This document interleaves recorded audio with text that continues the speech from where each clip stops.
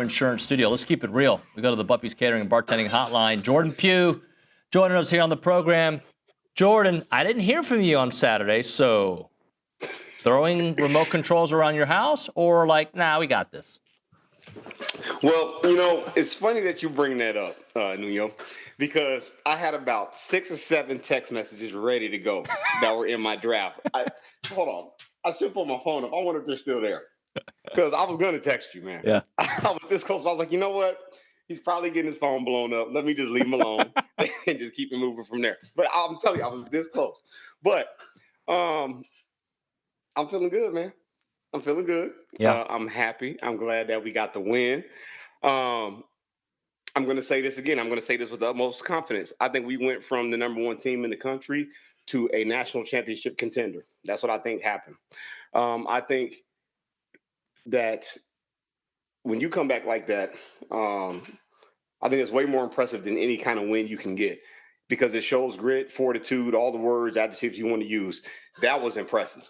That was super impressive. But most importantly, I think it puts everybody on notice that we're going to play just how explosive this team is. In order to put the type of points up we put up that fast, how we flipped the switch that fast, how the defense had a complete shutout, which nobody's really talking about our defense, how they completely shut the Carolina offense out. That's impressive, man. Like, that's one of the most impressive things I've seen in a long time. It kind of reminded me of the LSU game last year.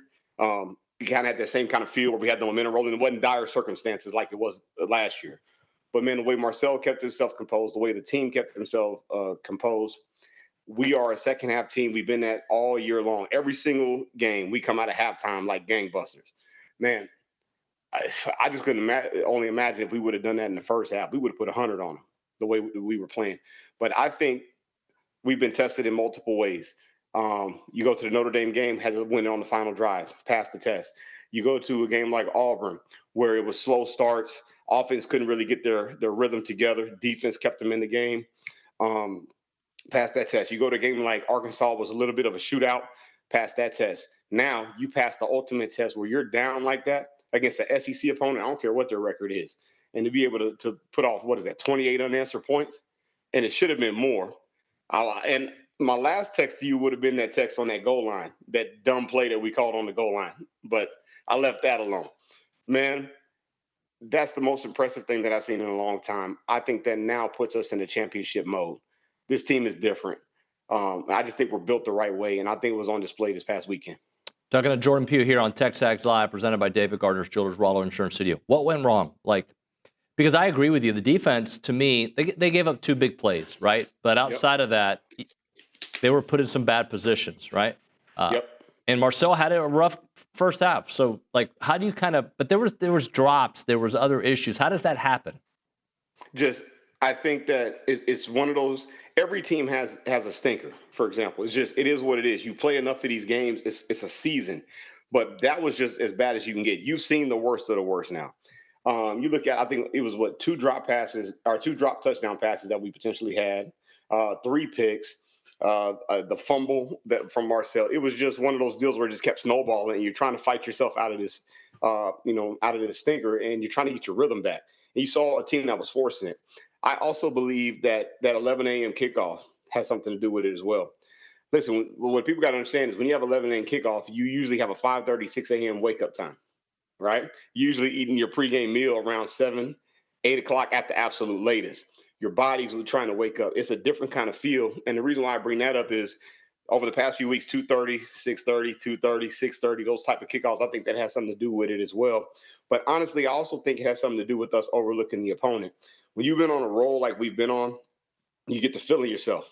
And I think the way that we played, I think it was just a lack of focus. That coincides with kind of believing that you've already won before you have. And it's not that we did that on purpose. I just think that just the natural progression dealing with 18 to 22-year-olds. That's what you saw. But then at halftime, or coming out of halftime, when you saw that team flip the script, you saw the focus back, it was night and day. You saw what the team is fully capable of.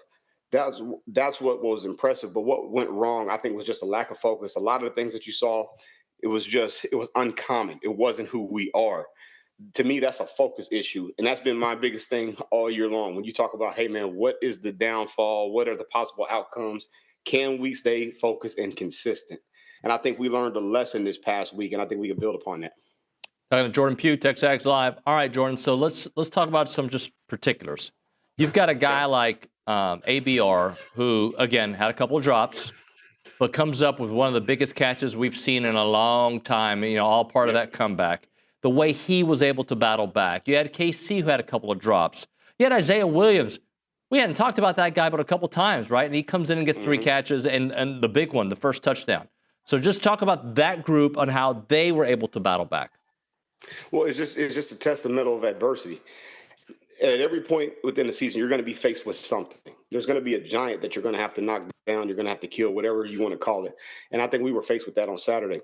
And then I think from a coaching staff standpoint, you learned a lot about your players. You learned who you are as a team, because as a coach, you never really know until you're put in a situation. But talking to those guys specifically, man, being able to focus in, knowing that you have some big time drops, that you were just off. There could be some routes that weren't run correctly. Marcel missing throws, all those different components. I think that just having the wherewithal to be able to flush that and then pick back up, because all you need is one big play. As a player, especially defense, for example, you need that one big tackle, one pass breakup, one pick. Receiver, you need that one catch to where you start getting into that rhythm. But being able to have the focus, man, and being able to compartmentalize all that and separate the two halves, I thought that was big. You saw the maturity aspect. You saw the workman-like play from those guys in particular, but overall the team.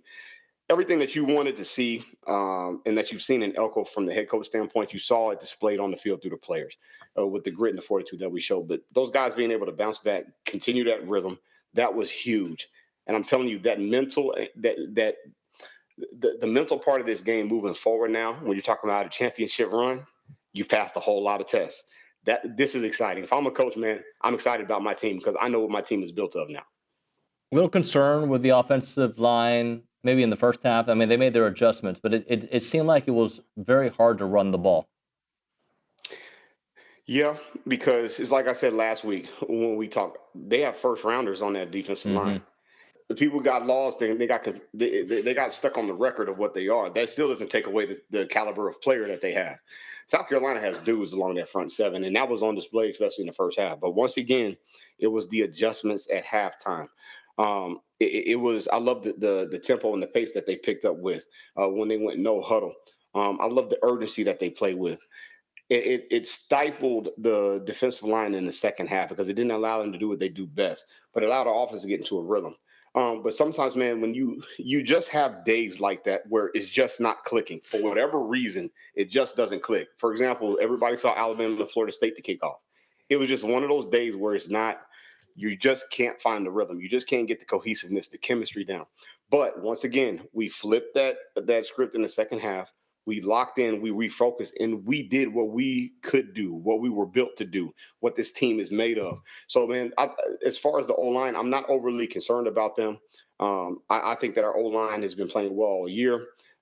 You're going to run into matchups like this throughout the playoffs. I think that we adjusted well. We came back well. We saw what the best has to offer. But from a coaching standpoint, you got to clean that up. I think a lot of the perimeter runs is what hurt us against that style of defensive line.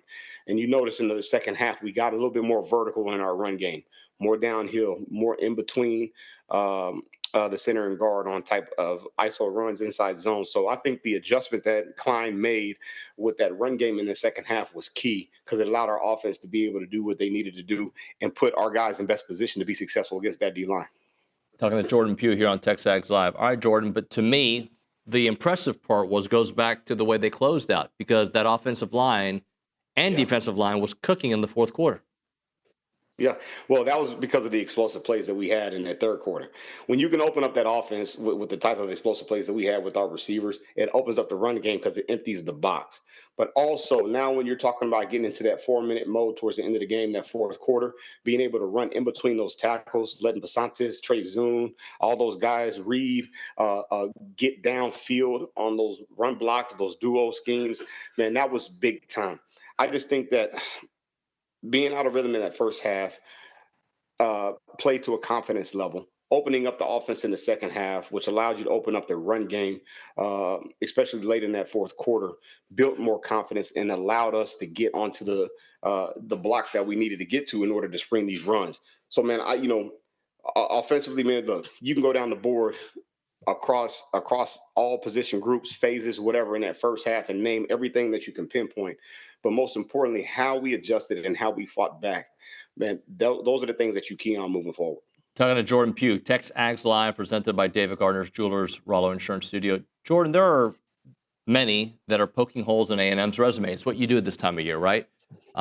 And I spent 20 minutes with OB kind of like saying, okay, that's fine. I see where you're going with this. Mhm. But, like, why aren't we using that same energy when diagnosing Ohio State's schedule and Indiana's schedule? When you look at A&M's schedule and what they've done and those that are maybe holding that against them, how do you respond? Because they've decided on what they wanted to perceive us as. At the end of the day, everybody is waiting on the downfall of us. When you look at Ohio State, they have the track record and history of being a championship team, so we're always going to give them the benefit of the doubt. When you look at Indiana, they are a great story. They're something that's fun to talk about. Hey, man, they're a new challenge in the Big Ten. All you really had is Ohio State and Michigan. Now we have something fresh and new, which is the same scenario with us. But when people look at us, I think they also look at the potential opponents. Georgia, for example, is one of those opponents. Throwing Ole Miss in there, whatever that is, just with the SEC lineup, Texas, all those different variables. I think they just don't want to give us our just due, right? They want to take our schedule, the win-loss record of our combined opponents, all that nonsense that doesn't matter, and they don't want to give us our just due. If you watch the game, you see what we are and what we're capable of. Man, like I told you, I think we're the best team in the country, and if anything solidified that, I think that comeback in the second half solidified that because how many points did we put up in the third quarter? Was it 21 points 21. in the third or Yep. 4? Yeah, we put 21 points up in the third quarter, complete shutout in the third quarter. Then we put up whatever it was in the fourth quarter and still a shutout. That shows you the firepower that we have. That shows you what we can do defensively. That shows you what we're made of totally as a football team. Man, we've gone up, we've beaten Notre Dame. We've handled all the big time opponents that have great defensive schemes and teams, man. So I just think that they have their perception of us. They don't want to back off of that, and that's fine. At the end of the day, we just need to get in the tournament. The tournament, we can play for it all. It doesn't matter where we're ranked, doesn't matter where we're seated. People get all up in arms about that. It doesn't matter. Matchup wise, we can go with anybody in the country. Just get in the tournament, let things play out from there. Jordan, let's talk about the SEC championship potentially. Like, if A&M gets past Texas, right? And I say if, I think they're going to beat Texas. If A&M, they'll be in the SEC championship game. Do you care who they'd play in that? No, because I just think that we match up well with anyone. I told you, I think that our toughest matchup would be Ole Miss, just from a player standpoint, as far as scheming, match for match, position for position. I think if we play Georgia, that would be an intriguing matchup. I think that Georgia would give us a game just because they're a tough football team, man. You know what they're about. But when you look at us schematically, when you look at the matchups, I don't think they can match up with us from an offensive standpoint. Our skill position against theirs, I think we win that matchup. When you look at our defensive line against their offensive line, I think we win that matchup. I think where the matchup levels out is when you look at our offensive line against their D-line. I think that's an equal match. I think they may have the advantage in that. But overall, I think we have better quarterback play. I think we have better overall skill. I think we're a better overall team than they are. They're a very good football team. But they've been to the mountaintop, so they understand what that takes. That's the one last test that we haven't had yet. I think we get the SEC championship. We win that. We pass that test. Everything is uphill or downhill from there. So, I'm intrigued about that matchup. I kind of hope that that's the one that we get matchup-wise. But I think we have everything we need. We have the firepower. We have the defense. We have all the horses that we need in the stable, man, to be able to get this done. Jordan, what about this week against Samford? Like, do you expect to see Marcel put up some big numbers? Do you expect Cassius to get a bunch of sacks? Do you expect it just to be a formality, get up to your 21-0 in the first quarter, relax, and play all your backups? How do you think the script goes? This sounds crazy. If I'm Elko, I'm losing my mind this week on everybody because this is the type of game where all the backups need to play. And it is what it is. I walk in that team meeting room. We are Texas A&M. This is Samford. It's not even a discussion. And what I mean is I'm setting the standard from that standpoint. For example, like you said, with 21 points in the first quarter, I should be sitting everybody out after the first quarter. I should have 80 points on this board, because what I just saw from what we did in the second half against South Carolina, there is no reason we should not replicate that every single quarter moving forward against this football team. I need my young guys to get reps. I want my depth to get significant reps, especially as we go into Texas, especially as we go into postseason play. That ought to be the standard, right? There's no reason they should be remotely close to us. So that's got to be the big focus, man. I used to hate these games as a player. I hated these games because you know that you're better. You know they're going to open the kitchen sink. You've got to keep the focus. The focus is a championship mindset. That has got to be the standard each and every week, but most importantly in this style of game. Jordan, let's just last thing. Has Marcel done enough to get to New York? Yes. Yes, but they don't want to give us the narrative. I think I sent you this text. I said, man, this was his Heisman moment. Well, he threw for what, over 400 yards. You saw the comeback that he had. He led that. And then the key play was that 4th and 12, I think. Coming out of that first series, that was the key. You saw him take it into his own hands, right? That's one of the things that I wanted to see coming out of the second half, is how would he respond? How would he lead the unit? That was big time. Once you saw that, the ball got rolling. You saw the confidence play. You saw a different pep in his step when he was coming out. So, man, yeah, there's no reason he shouldn't be there. And then why wouldn't he be the favorite? Look at what he's done. Look at what he's done against the competition in the SEC, leading a 10-0 team. You just had a 30-point, whatever it was, 27-point comeback. There's no reason he shouldn't be in the Heisman discussion or be the favorite for that. That is Jordan Pugh, our good buddy. He keeps it real here on the program. Jordan, thanks for your time, man. We'll talk to you next week. All right, man. Let's do it. All right, man. Appreciate you. Jordan Pugh on TexAgs Live. Right now, when it comes to your money and your peace of mind, it starts with the right team, and that right team is Aggie-owned Paragon Financial Advisors. They're an independent fiduciary serving clients all across Texas with no commissions, no sales pitches, just trusted advice tailored to you. They have a team of 18 professionals, including 9 CFPs, a CFA, and a CPA, and their expertise runs deep at Paragon because credentials matter, and so does your future. Visit paragon-adv.com or call them up 979-693-3907 to schedule your free consultation today. Paragon Financial Advisors, integrity, expertise, and trust. Paragon Financial Advisors. Let's go! Where other sites come for content. TexAgs Live sets the standard. Weekday mornings on the Zone. 1150 AM and 93.7 FM. I'm Will Welch with your Aggie Sports Minute on the Zone. This update is brought to you by Hilco Metal Roofing and Supply.